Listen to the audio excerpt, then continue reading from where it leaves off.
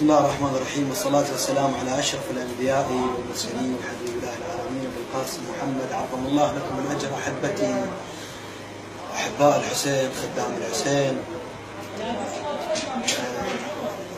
عندي كم حكاية أنه كثر الكلام على سيد فاقد وعلى شخصية سيد فاقد، أنه سيد فاقد يقول نحن كلاب العباس، أو سيد فاقد بالسجن، أو سيد فاقد يقول زينب شكت ما أعرف زيجها وما أعرف إيش، أو سيد فاقد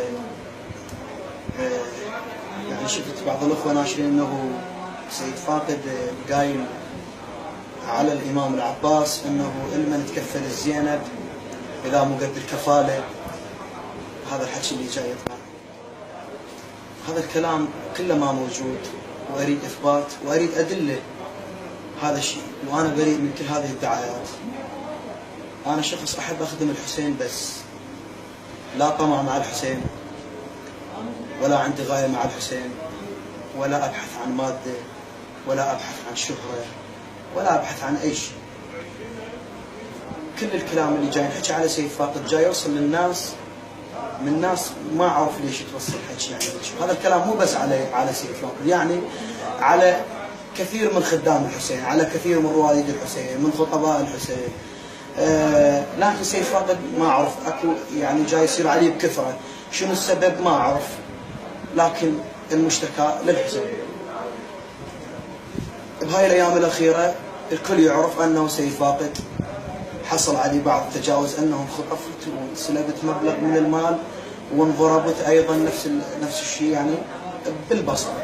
شنو طالع من المجلس ورايح يمولد أصدقائي أنه يكون مكان مبيتي استقراري، فتعرضوا يعني بعض المسلحين أنه صار تجاوز على سيد فاقد.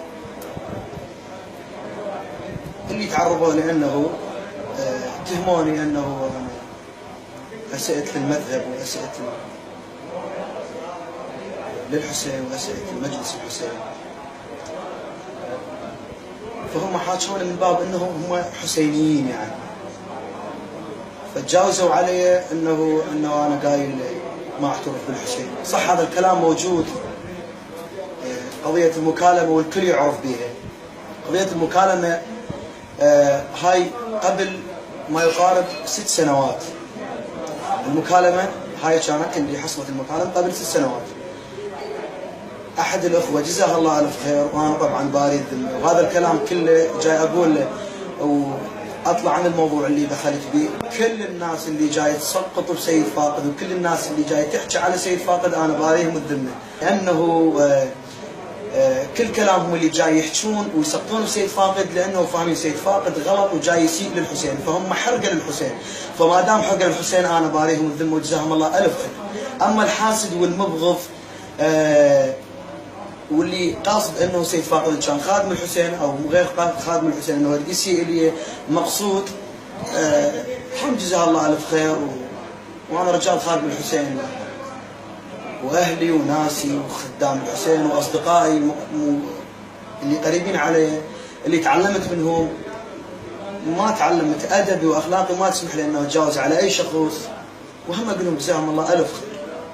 بالنسبه لي هذا الكلام كله اللي جاي يصير جاي يفرحني وجاي يشدني ويعطيني عزم انه استمر على طريقي، وتبقى القصيده هي امي وابوي قصيده الحسين، تبقى القصيدة ويبقى منبر الحسين وكل حياتي ومجلس الحسين، كل عملي مجلس الحسين، كل نظرتي بالحياة. وهذا ديدن خدام الحسين والمخلصين مع الحسين. كل التجاوز اللي يصير على سيد فاقد هذا يزيدنا عزم. السيد فاقد زوار البصرة اللي يجون لسوق الشيوخ أو للناصرية عموم، بما أنه سيد فاقد ابن الناصرية وابن البصرة وابن العراق كله، زوار البصرة اللي يجون إن كان زاير أو غير زاير. أما الزاير لو كان كاتل أبوي يقعد ببيتي ومداسة على راسي. كل زاير يدخل بالسوق الشيوخ وللناصرية مداسة على راسي. الأخوة اللي ينشرون أنه يتعرضون لبعض الزوار أو يتعرضون لأهل البصرة، أهل البصرة أخوتي وناسي واصدقائي ومتفضلين علي، اهل البصره اصحاب فضل علي خصوصا، اكثر ناس تفضلت على سيد فاقد مع احترامات بكل خدام الحسين بكل محافظات العراق، اكثر ناس متفضله على سيد فاقد اهل البصره. لما صارت الحادثه بعض الاخوه شفت دموعهم وشفت بكائهم على سيد فاقد وتاثروا علي، جزاهم الله الف خير واقبل اياديهم. اخوتي اهل الناصريه اللي تاثروا واللي دافعوا من بدايه انه قضيه نحن كلاب العباس والدعايه اللي طلعت او سيد فاقد بالسجن. هسه سيد فاقد الان سجن ما بها اي اشكال، الامام الكاظم مسجون 20 سنه، هذا خوموعه. او سيد فاقد قال نحن كلاب العباس او نحن كلاب رقيه، ما اعرف، هذا الكلام بايران حكوه، وحتى الايرانيين يقصدون مو الكلاب، الكلب اللي هذا الحيوان حشى اللي راح يسمح هذا الكلام، لكن وفاء الكلب يحمل 9 صفات من صفات المؤمن. هذا كله كلام ما موجود، يعني هاي الدعايات كلنا الاشياء اللي راح. اما هسه القضيه اللي جاي يصير بهاي الايام انه سيد فاقد انضرب، كل التجاوز اللي صار والاخوه اللي يعني تجاوزوا عليه انه قالوا انتم يعني ليش تبكون حيل بالمجلس او ليش تطفون الاناره بالمجلس، وليش يعني الشباب هم اللي يحبون سيد فاقد. انا هذا الشيء ما اعرف به، انا رجال اندعو بمجلس اجي اقرا وارجع لاهلي، هذا الشيء اللي جاي يصير. ما عندي فئه، ما عندي اصدقاء خاصين بي، بس خدام الحسين. ما اميل لاي جهه، ما اتابع لاي جهه، انا رجال عنواني حسيني. اهل البصره كلهم استنكروا هذا الشيء، واشكر كل واحد استنكر هذا الشيء، واللي همين اكو بعض الاخوه انه شمتوا انه قالوا سيد فاقد انضرب، الحمد جزاهم الله الف خير والف نعم الله عليهم، انا خادم لهم وهذا طريق الحسين لازم اتحمل، وانا كلش اتحمل الى ابعد الحدود، وفرحان وطبيعي وانا بخير وسلامه وصحه. زوار الحسين مداساتكم على راسي، ثقوا بالحسين. اهل البصره مو مجامله احكيها من قلبي، هذا ادب الحسين وهذا الحسين اللي علمنا عليه اخلاق الحسين. زاير الحسين يمر بسوق الشيوخ يلقاني بالطريق واقف، يجي يشيل مداسه يضربني على راسي ويطلع قبل، انا الممنون من عنده هو المتفضل عليه. زاير الحسين بس على راسي كل خدام الحسين. اما الاخوه اللي جاي ينشرون انه اهل البصره وزوار الحسين وما يمرون على سوق الشيوخ وما يمرون على الناصريه وراح نتعرض لهم، انا بريء منهم. وكل الناصريه العقلاء خدام الحسين كل العقلاء بريئين من عندهم على راسي، وانا اطلت بالكلام ارجو منكم براءه الذمه. وهذا الكلام اللي حكيته للناس اللي تحب سيد فاقد كلام حكيته، انا ما كان بدي انه التفت لهذا هيك امور، لان اللي يلتفت لهيك امور يلتفت لهيك مشاكل ينشغل عن خدمه الحسين. انا ببالي بس خدمه الحسين وما بالطريقه، وما التفت للجسور التي تتحطم خلف. هذا الكلام للناس اللي تحب سيد فاقد ودافعت عن سيد فاقد، وهذا الكلام اللي حكيته الضغط، هذا الضغط صار عليه انه لازم يكون ينزل منشور، وهذا الشيء يردونه خدام الحسين وانا خادم. جزاكم الله خير، شكرا لكم، شكرا للبصره الحبيبه، موقفهم جميل، كل خدام الحسين، كل الهيئات، كل المواكب، حتى مؤهل الهيئات، كل الناس اللي آزرت سيد فاقد واللي استنكرت هذا الشيء. الاستنكار طبعا اضعف الايمان، جزاهم الله الف خير. وهاي الاشياء اللي جايه تصير مثل ما يقول الامام الصادق يعير خادم الحسين كما تعير الزانيه في اخر الزمان بزناها، هذا اللي جاي نتعير وجاي. اما اكو قضيه بعد خاف تفوتني انه سيد فاقد ضرب وجهه بالنعال او بالمداس للحسين. الامام الرضا سلام الله عليه يقول يوم الحسين اقرح جفوننا واذل عزيزنا واسبل دموعنا، فهاي يعني اضرب نفسي بالنعال او فد شيء يعني اعتبره فد شيء بسيط للحسين. هذا التصوير اللي طلع هاي قبل يعني فتره، والكلام قضيه المكالمه اللي نسيت ارجع لها، قضيه المكالمه قبل هم فتره قبل سنين هذه كانت الشخص هذا اللي خابرني الشخص اللي خابرني قبل شهر هو يدز لي رسائل ويتجاوز علي ويضرب علي وما اعرف شنو السبب، وحكى وياي تقريبا كانت المكالمه ب 46 دقيقه تقريبا او اكثر اقل ما اعرف بالضبط، حتى ما اتهم انه انا اكذب لان المؤمن يزني ولا يكذب. فحكيت وياه بكل الطرق وبكل الادله بكل الروايات انه قضيه حسين وانه حسين وانه تسيء لامير المؤمنين. هو اتهمني انه انت ضد الزهراء، هو اتهمني انه انت ضد امير المؤمنين، هو اتهمني انه انت ضد الحسين، هو اتهمني انه انت ضد الله سبحانه وتعالى. فاجيت وياه بكل الوسائل، اجيت وياه بكل الطرق، وحكيت وياه بما يرضي الله، بما اجيت وياه حكيت وياه بالعرف العشائري بعرفنا، حكيت وياه بكل الطرق، ما رضي يقتنع. هو يعني تاهمني. اسال كل واحد يشوف هذا الكلام، لما الشخص يتهمك انه انت على غلط وتحاول تفهمه انه انت على صح وما يحب يفتهم من عندك، فمحاوله استخلاص من عندك. قلت له عمي مثل ما تقول انا ضد علي وضد الزهراء وضد امير المؤمنين، فانا ضد علي وضد الزهراء وضد امير المؤمنين. صح كان هذا شيء في بعض من الخطا، ولكن هذا الكلام كان قبل سنين، اكو كان قله وعي او ما كنت مسؤول على اي كلام احكيه. انا الان وضعيتي تختلف، سيد فاقد يختلف عن قبل 6 سنوات. جزاكم الله خير، ما احب اطول بعد عمري، انا ممنون لكم حبايبي، الله يحفظكم ان شاء الله. وارجع واقول بدي ابوس كل الناس اللي دافعت عن سيد فاقد، ابوس اياديهم وجزاهم الله الف خير ومتفضلين، وما اعرف شلون اجازيهم. فشكرا لكل من وقف لسيد فاقد. واحب انوه انه لا تاخذ الناس العاطفه بسيد فاقد، ان كانوا اصدقاء او بعيدين. خليه يدافعون عن سيد فاقد من باب انه خادم الحسين بس، اما شخصيتي لا شيء امام خادم الحسين. الامام الصادق يقول لو كان ناعي جدي الحسين يهوديا لجلست تحت منبره. الامام الرضا عندما كان يقرا عنده مجلس يخلع الحلي وما يملك من المال ويقول لخادم الحسين لو ارتضيت لخلعت ملابسي وانطيتك اياها حتى ترضى. هذا تعامل المعصوم. الامام الصادق كان يجلس بمجلسه يدخلون عليه كل الناس، تدخل عليه للزكاه، للخمس، للاستفتاء، لاي طريقه. ما اعرف بعد الامام الصادق امام معصوم، وكل الامور راجعه له، الامور الكونيه كل ما في الكون يرجع للمعصوم باذن الله سبحانه وتعالى، حتى ما يقول السيد فاقد قال غير شيء وتجاوز على حد الله سبحانه وتعالى. لما تدخل كل الناس، الامام الصادق يقعد على كرسيه، وكرسي الامام الصادق عظيم، مو فد شيء هين. فدوا اروح الاسم الامام الصادق والاسم المعصوم والاسم خدام الحسين. لما دخلنا على الامام الحسين، على الامام الصادق ينزل الامام الصادق من منبره ويجلس بالارض، يقول لنا على الحسين الخادم الحسين هذا المنبر لك، يقول له انت معصوم، يقول له هذا المنبر لك انت تستاهل.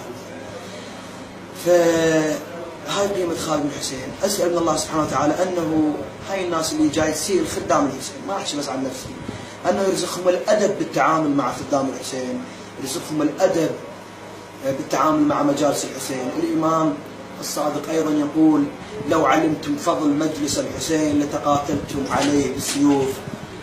ما عندنا شيء، ثقوا بالحسين، ثقوا بالحسين، ما عندي اي غايه، لا اريد اسيء المعصوم ولا اريد اسيء الشخص ولا اريد اسيء للمذهب مثل ما اتهمت انه جاي اسيء المذهب. يعني قبل فتره انا لقيت علي دعوات واصله حتى انه من الاستخبارات دسوا علي انه انا مدفوع من قبل اسرائيل، انه انا اقول انه انا مترأس مجموعتين تابعات لليماني بالشقر وبالغراف، انه انا مترأسهم، انه انا ادعو اقول الصرخ المرجع العراقي الوحيد المظلوم وكل المراجع باطله. هذا الشيء ما سامع به. انه انا اقيم مجالسي كله خارج الولايه واقيمها بعيد عن مناطق السكن وتطفأ الاناره وكل الموجودين بالمجلس انه كلهم قاصرين.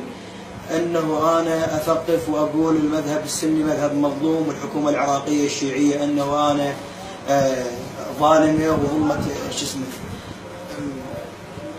السنه وما اعرف ايش. هالمواضيع اللي ما اعرف انا ما اعرف بها، بس هذا الشيء جاي يوصلني يعني من الناس، هذا جاي يحكي انه سيد فاقد كل اصحابه وكل اصدقائه اللي خاصين به كلهم اولاد البعثيه. يعني انا وين القاها اولاد البعثيه؟ يعني راح ادور عليهم، تعال انت ابوك بعث، تعال انت تكون خاص الي، او انا اي واحد يدز علي مجلس تعال خلي لي مجلس برا حتى يحفظون القاصرين.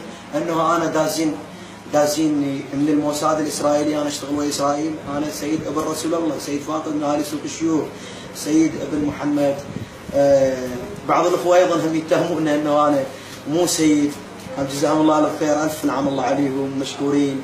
وثقب الحسين مو مجامله، ثقب الحسين ما اكره اي شخص وما حاقد على اي شخص، والمجموعه اللي ضربتني وتجاوزت علي ما اعرف منين هم، وما متهم اي شخص وما متهم اي جهه وما متهم اي حزب، لكن اوصي بعض الاخوه خدام الحسين انه يعرفون شنو الاسباب ومنو هاي الناس وليش هيك يسوون.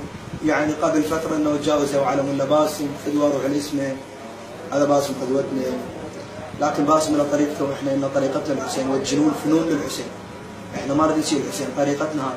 اللي سامع عنه وجاي يسالنا خليه يحضر مجلسنا ويشوف دموعنا، مو دموع، ما احكي عن نفسي، يشوف دموع الشباب والناس اللي جاي تبكي على الحسين.